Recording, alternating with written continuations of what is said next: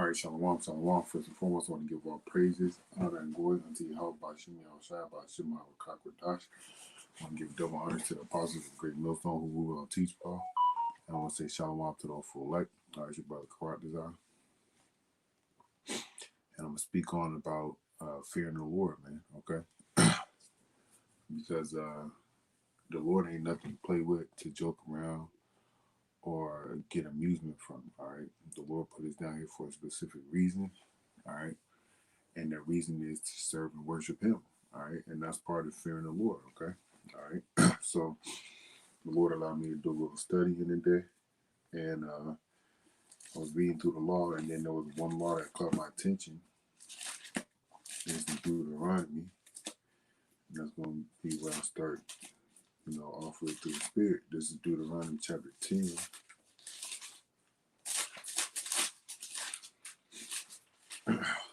And verse 20, it says, thou shalt fear Yahweh thy power, him shalt thou serve, and him shalt thou cleave, and swear by his name. All right. So when you fear something or someone, all right, in this case, you being a child, you fear your parents, you do what it is that they say. All right. In this case, I was being servants of the Lord. All right. And men, women, and children of the Lord. In order for us to serve the Lord, you must do what it is that He says. All right. And when you do what it is that, as a child, your parents said, it shows respect for that individual. And when you do what Yahweh Shema Shai says, all right, it shows respect toward the Lord. All right. So I looked up earlier. Let me see. Let me go to my history. All right.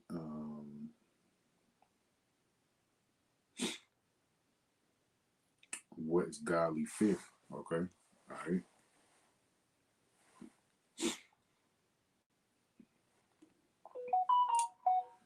All right. So before I go to that, I'm gonna read it. It says, I just googled it. What is godly fear?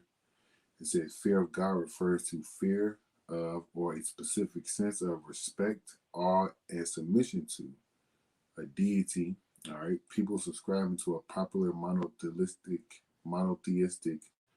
religious monotheistic religions might fear divine judgment. It says hell. All right, but we know hell is what we living in right now, right? Or God's omnipotence. All right.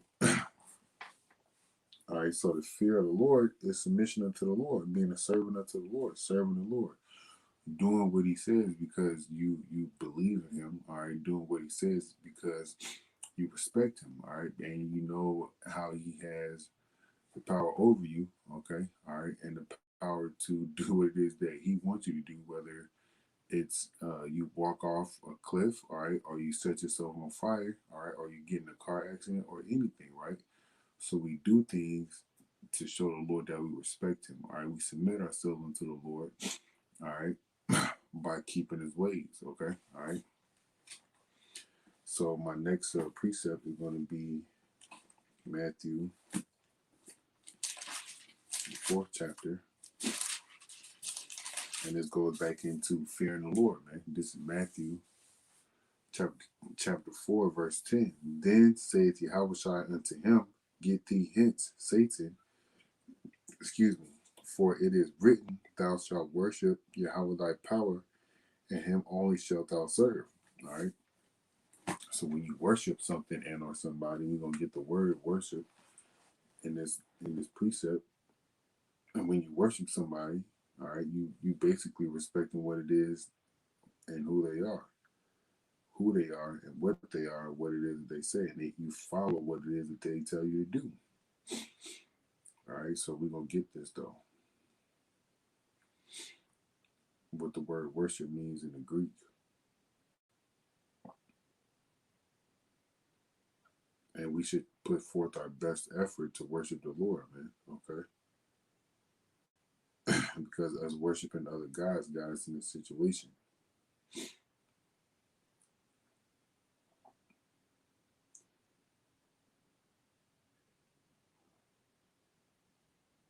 All right, service kind of sucky here in this room I'm in, but nonetheless, just gotta be a little bit patient.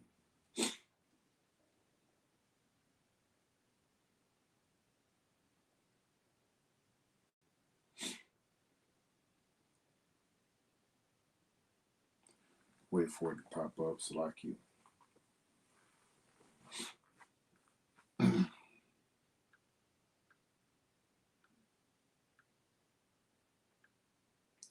Let me see if I can get it in the online etymology. Because my phone's slow.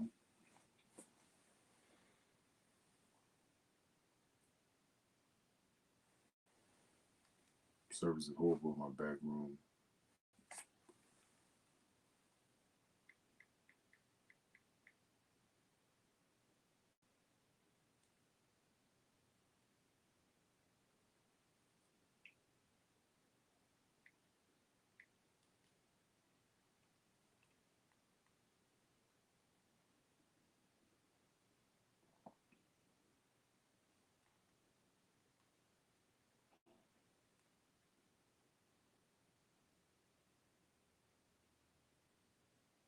All right, it says worship a noun. It says condition of being worthy, dignity, glory, distinction, honor, renown, worthy. All right, so the Lord is worthy to be praised. All right. It says sense of reverence paid to a supernatural or divine being. All right. So reverence. Okay, we're gonna look at that word reverence. All right.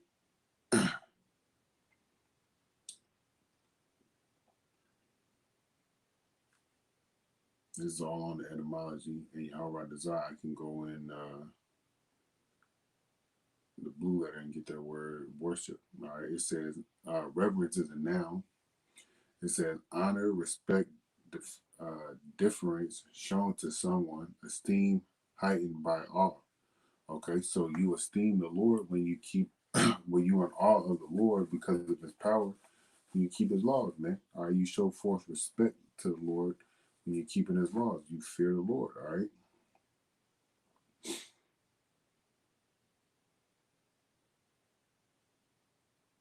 All right. And it says reverence is nearly equivalent to veneration, but express something less of the same emotion. It differs from awe in that it is not akin to feeling of fear, dread, or terror, while also implying a certain amount of love or affection. All right, we feel reverence for a parent and for an upright magistrate, but we stand in awe of a tyrant.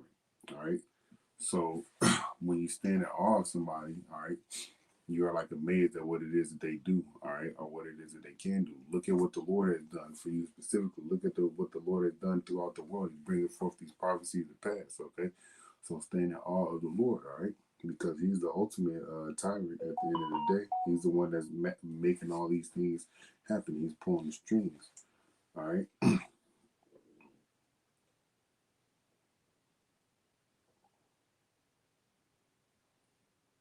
All right, so at the end of the day, is reverence is to honor and respect Yahweh Shema Shai. All right, that's the fear of the Lord. All right, all right. This is in the Greek for the word worship. It's proskuneo. All right, if I didn't say it right, Salakia. All right, it says definition two. It says among the Orientals,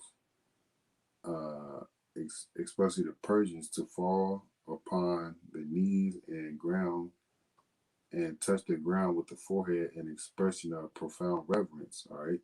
So in the scriptures it says in Philippians 2:10 that the name, at the appearance and the name of Yahweh Shai Mashiach, every knee shall bow, right? It says in the New Testament by kneeling or prostration to homage to one or make obeisance, whether in order to express respect or make supplication.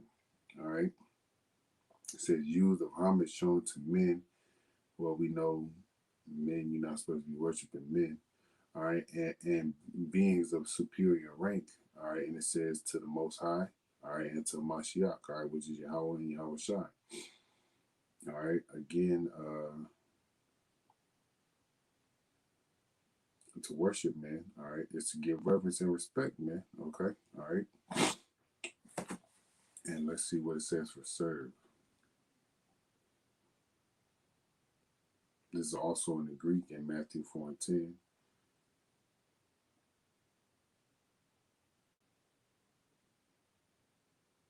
All right, the word is latrio, latrio. All right, and it says in the New Testament to render religious service or homage to worship. So when we are keeping the high holy days, we are worshiping and or serving the Lord. So it shows that we have respect for the Lord. This is how you fear the Lord. Okay, all right. To perform sacred services, to offer gifts, to worship the Most High in observance of the rites instituted for worship. All right. So the Passover is one way that we worship the word worship Yahweh Shem Shai in observance of rites instituted for worship. All right. Also, basically keeping the high holy days, man. Most importantly, it all goes back to keeping the word, keeping the laws of the Lord. Okay, all right. That's what it all goes back to, serving the Lord. All right. Fear the Lord is serving the Lord. All right. Um, Let me go to Hebrews 10:28, and I'm gonna get that word for godly fear, but I'm gonna read it.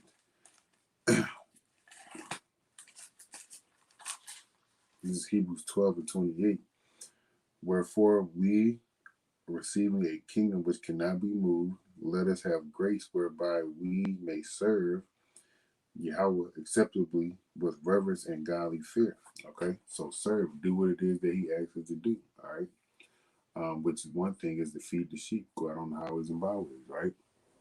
Another thing the Lord asks us to do is keep the high holy days. Okay, the Sabbath, the new moons. Okay, um, the Passover, the Day of Atonement, just to name a few. All right, and do what it is that you can to the best of your ability to keep the law, man. Okay.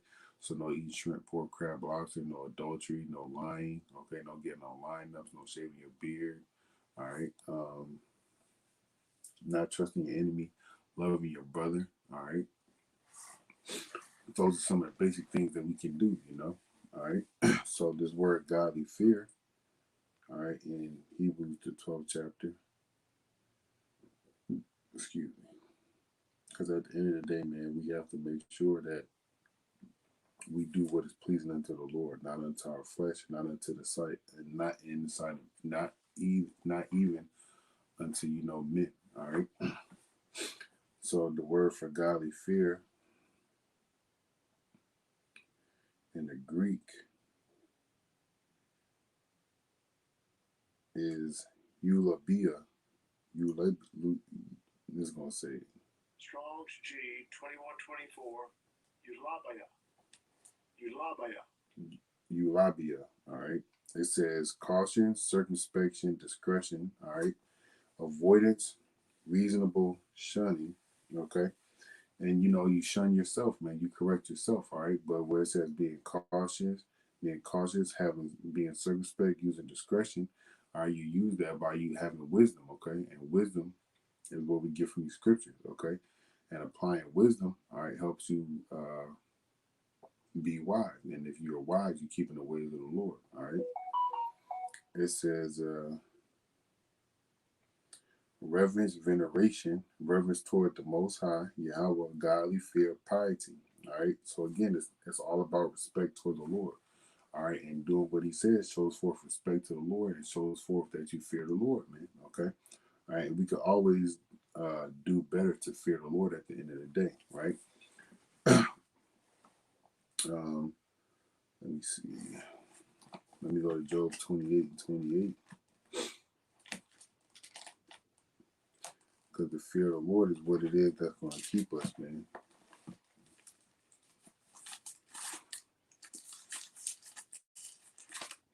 This is Job chapter 28, verse 28. And unto man he said, behold, the fear of Yahweh Shemel Shai, that is wisdom, and to depart from evil is understanding. All right, so the fear of the Lord is wisdom. So the fear, if you want wisdom, you need to fear the Lord. If you want to fear the Lord, you need wisdom, and wisdom is within the scriptures the instructions that the Lord left us, all right, through the commandments, through his precepts, okay, through his statutes, and through his judgments, all right, that will make yourself wise amongst the nations, all right. I believe that's in Deuteronomy, the 4th chapter, all right. But, and depart away from evil shows forth that you have understanding. Okay, example of departing away from evil, all right. You know that there's um, dietary laws, right? And one of our dietary laws, all right, I'm gonna grab it, Leviticus.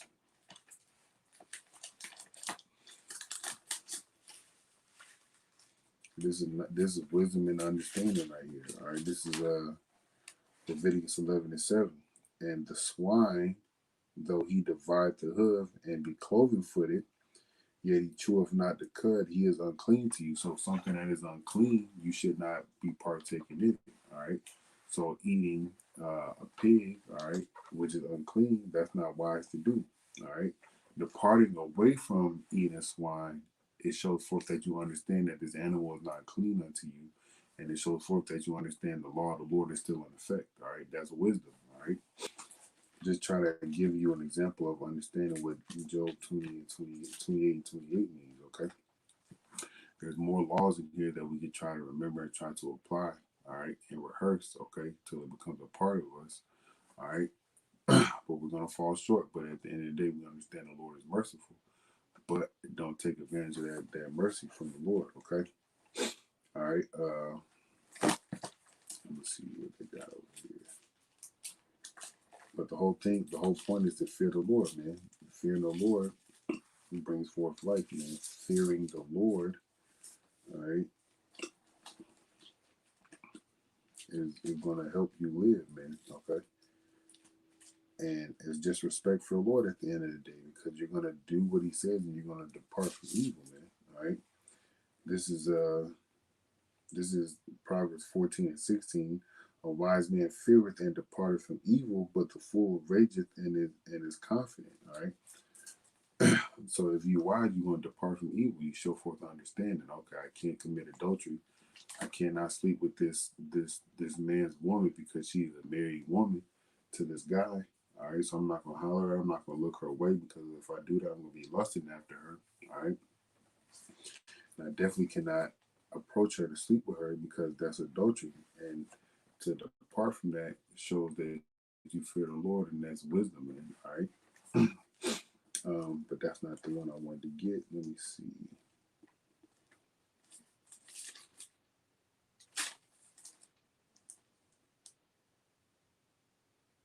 All right, this is Proverbs 16:6. By mercy and truth, iniquity is purged, and by the fear of Yahweh Shemel Shai, men depart from evil. All right, understanding, wisdom.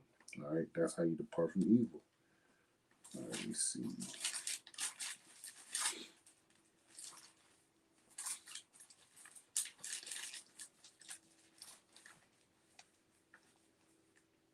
All right, this is Proverbs 8:13. The fear of Yahweh Shemel Shai, so the respect, all right, the reverence, okay. The fear of Yahweh Shemel Shai is to hate evil, pride, and arrogancy, the evil way, and the forward mouth do I hate.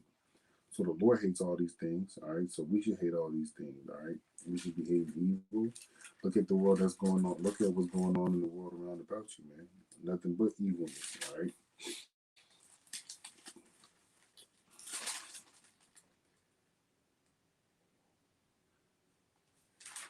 All right, let me see.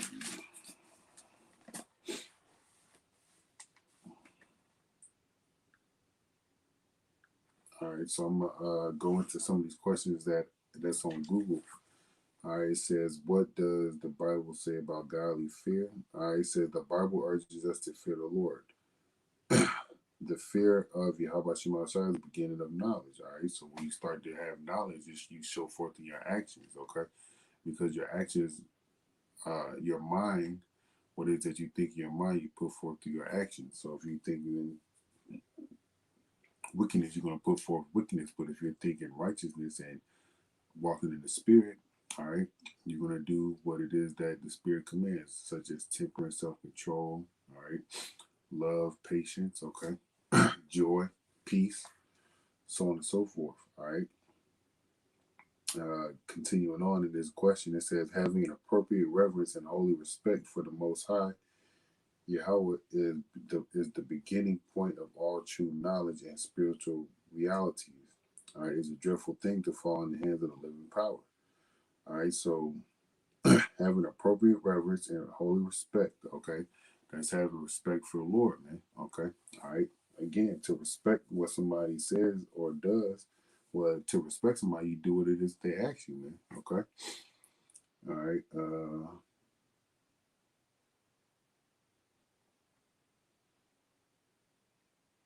It says, why is fear of God important? It says, according to Psalms 110 and 11, the fear of the Lord is the beginning of wisdom. A good understanding have all those who do his commandments. All right, so you have understanding, like we read in Job 28 and 20. All right, if you understanding is departing from evil. All right, from evil. His praise endures forever. When we fear Yahweh, his divine and unfathomable wisdom becomes available to us. All right, so wisdom is key. All right, wisdom is key to fearing the Lord. All right.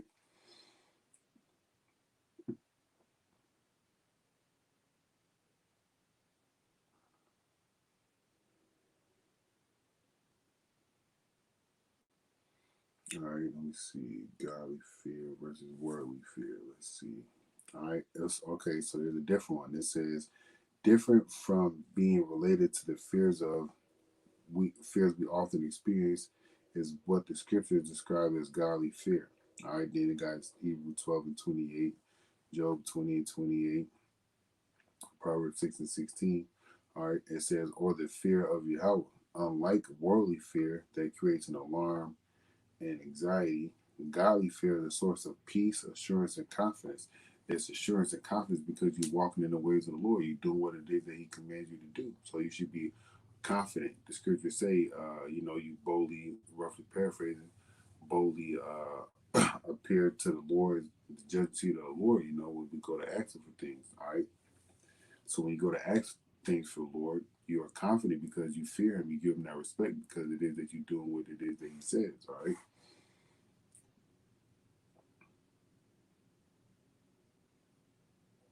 Let's see what question does it have. All right, it says, "What does it mean to fear the Most High and keep His commandments?" Okay, we're gonna get that. It says to fear the Most High Yahweh in this sense means to respect, honor, and worship the Lord. All right, like we read in Matthew, the 4th chapter, the 10th verse, like Yahweh Shai told Shaitan. All right, you are supposed to worship the Lord and serve Him only. All right.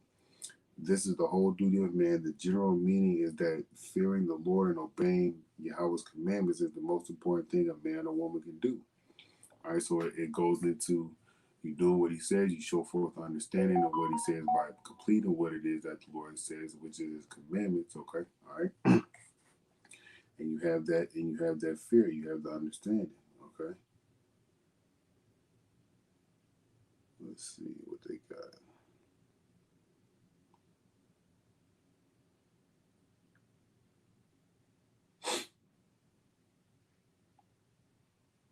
There was some on here that I read earlier that is gone now.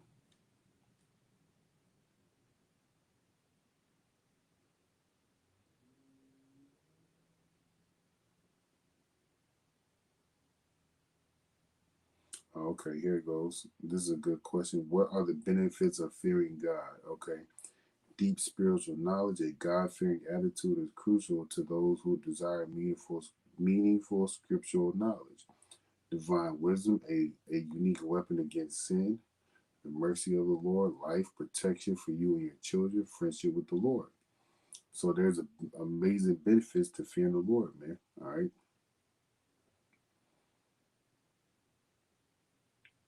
All right, what is the meaning of a God fearing man? All right, it says a God fearing person is religious and behaves according to the moral laws of their religion. All right, and our moral laws is the law, statutes, and commandments, man. All right, this isn't a religion. This is our lifestyle. This is who we are, and we're coming back to into who we are, which was taken away from us because of our iniquity. And the Lord showed favor on us. All right, and brought and gave it back to us. All right. It says right here, what are the characteristics of a God fearing man? It says here are some characteristics of a godly man. He keeps his heart pure. All those okay, he keeps his heart pure. He keeps his mind sharp. A godly man desires to be wise so he can make good choices. All right. He has integrity. A godly man is one that puts an emphasis on his own integrity. All right. He works hard. He devotes himself to the Most High. He never gives up. All right.